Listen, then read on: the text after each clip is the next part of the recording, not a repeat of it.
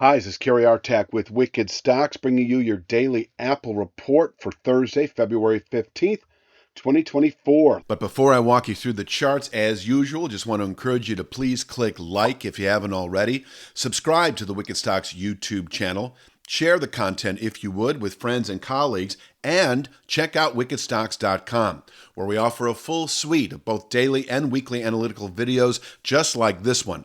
Daily analysis in the SPY and the Triple Q, that is the S&P 500 and NASDAQ 100 ETFs. Weekly analysis in the S&P 500 Index, the NASDAQ 100 Index, the Long Bond ETF, the TLT, as well as 2 individual stock picks a week that you never see on YouTube. That is 8 a month that cater to the 3 to 5 week swing trader out to the 3 to 5 month near-term investor. We're always looking for at least 20% moves on those stock picks, and you can check out all of this for no cost for 5 days.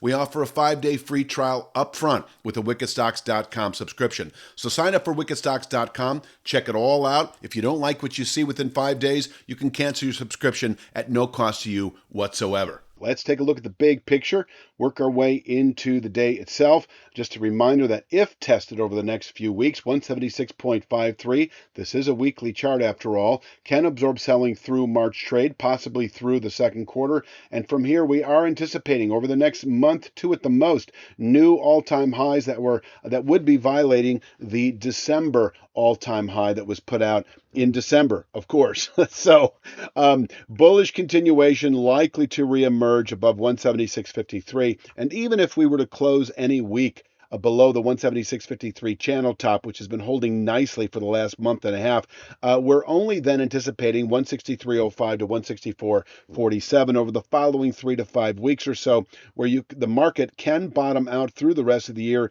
and above which a long-term buy signal remains in effect. That was actually elicited last May. And we retested it last fall, and it can continue to contain annual selling pressures, and above which the 237.48 4-year channel top remains in reach over the next year or sooner, possibly by the end of this year.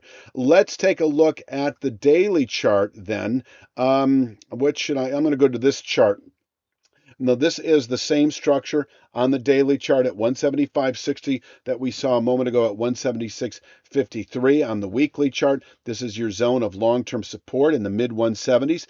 Preceding that is the 182.32 descending 1/3 speed line that we settled above almost 2 weeks ago and set off a 2 to 3 week buy signal that obviously hasn't played out as expected. We came close to testing the first initial target, the 3 to 5 day objective that is now at 190.97, but we didn't actually test it. We have fallen away since the middle of last week, and here we are. 182.32 is a weekly support level. We did test this on Wednesday. We came close to testing it on Tuesday. It can contain weekly selling pressures. This is bottom picking territory over the 1 to 2 week and 2 to 3 week time frame. So if you got long, your 3 to 5 day by the end of next week realm should yield 190.97, and over the next 2 to 3 weeks we can push on up into the mid to upper 170s. If over the next 3 to 5 days, let's say we close above 190.97, we're just another 3 to 5 days from reaching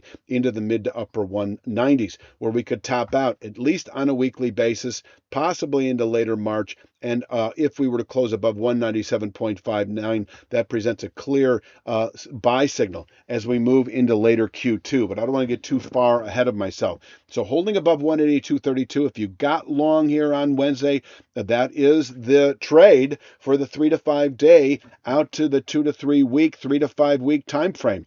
Over the next 3 to 5 days, within a couple of weeks, we should reach 190.97. And over the next 2 to 3, 3 to 5 weeks, we should reach the mid to upper 190s. Now, on the way up today, there's a couple things. We've got a steeply descending channel top that I think at 184.87 can contain intraday buying pressures, and below which this market should ease back once again to the 182.32 speed line. So that is a day trade right there, selling 184.87, buying 182.32, and vice versa. If we push through or open above 184.87, I think today we should test 187.59. This is a newly formed short-term descending two-thirds speed line based in part on Wednesday's low. It can contain daily buying pressures, but I don't expect it to test. I don't expect it to contain buying, into early next week. I think for the day, yes, but I think having come off of the speed line, you still need to allow by the end of next week, let's say 190.97. And if over the next day or two we close above 187.59, we're just 1 to 3 days away from reaching 190.97, where we can also top out on a daily basis. This 190.97 may deserve to be bumped up to a 3-star weekly resistance area. I've mentioned how we could fall away from here for more than just a day. But at this point in time, I'm just going to leave it as a sort of a question mark. The last thing I'll say to the upside, and I've already said it, is that if we close above 190.97 in the coming week or two, we should, within another week or two at the most, reach this longer term objective. And I'm talking long term to day traders. I'm talking a 3 to 5 week objective above 182.32 exists in the 195.61 to 197.59 area. So that is longer term. By some measures, some of you watching, you're more the investor crowd. 2 to 3, 3 to 5 month time horizons are more your time frame, and 3 to 5 weeks then is a bit near term. But for the day trader, the 3 to 5 weeks is an eternity, right?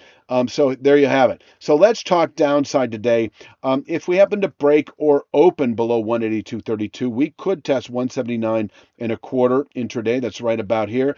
And if we close below 182.32, we are then likely to test, I should say retest, long-term support that is presently at 176.53 on the weekly chart. We've also got a channel bottom there on the daily chart at 176.81. So there is a lot of stuff between 175.60, 175.76, 176.53, 176.81. I mean, this area is loaded with significant support, which leads me to believe that we're not going to see it. When that happens, the market rarely tests it. I don't know what it is. Maybe there's just too much going on there, too much buying interest resting below the market. It is this speed line that you may buy preceding all that will allow this market to continue higher as we move into March trade.